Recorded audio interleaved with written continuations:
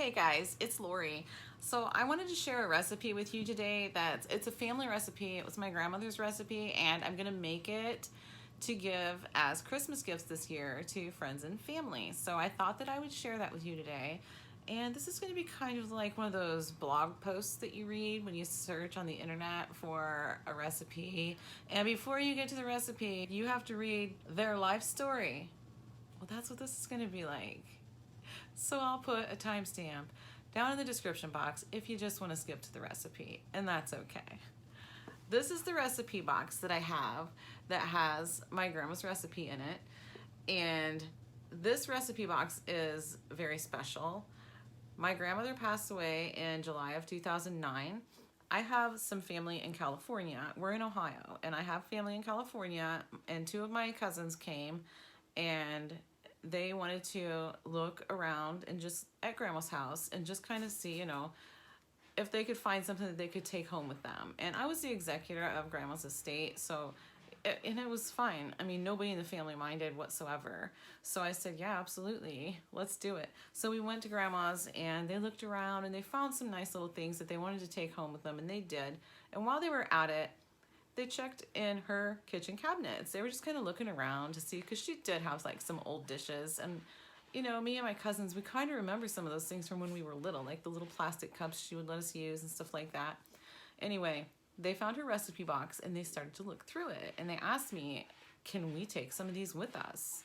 And I said, yeah, definitely, go for it. I already have like lots of recipes from my grandma that were handwritten. When she found something that she thought I would like, she wrote it down and she gave it to me. So I already have the ones that she thought I wanted.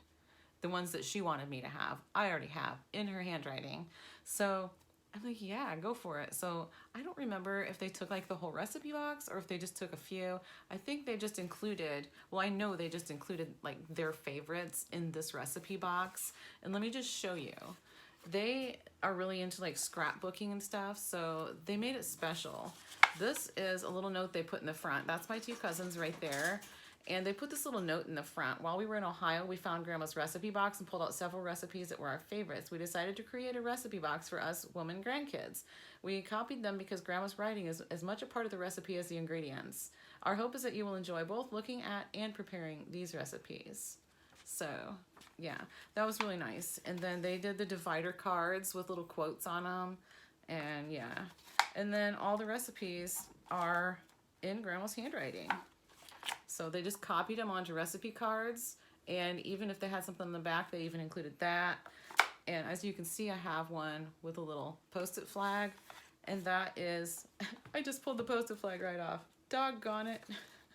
Okay, here we go. It's this one right here for grandma's hot chocolate mix. And I'm actually gonna turn this card sideways because I like to keep them all in order. So I wanna put it back where it was.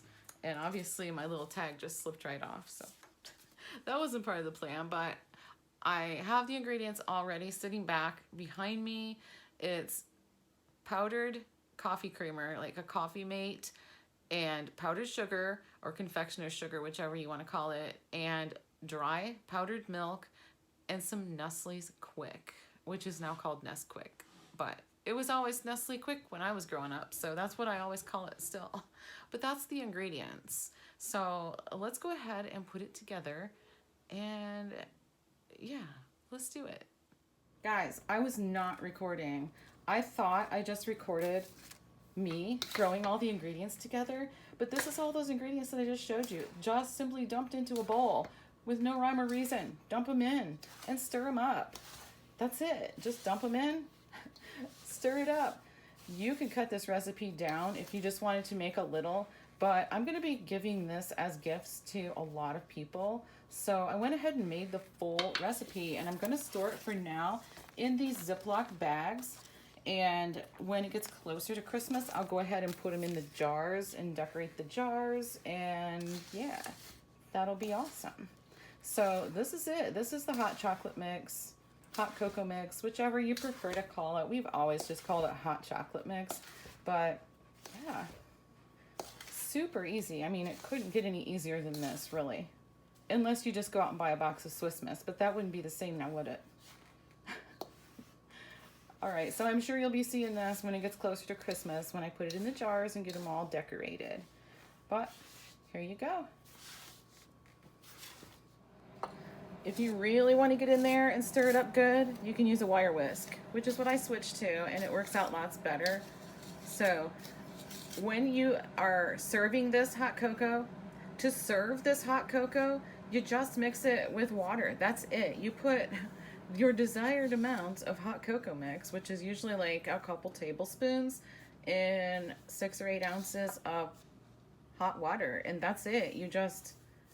That's how you make it. If you want to get fancier, you can put it in hot milk, but it does have powdered milk in it already, as well as the non-dairy coffee creamer. So you really just need hot water for this. You can also put some of this in a cup of hot coffee, top it with some whipped cream, pop in a candy cane, and have yourself a little peppermint mocha. Okay, so that's the hot chocolate mix. It's super simple and it is really good. My grandma used to make it all the time, and she would give it to us just all the time in the winter.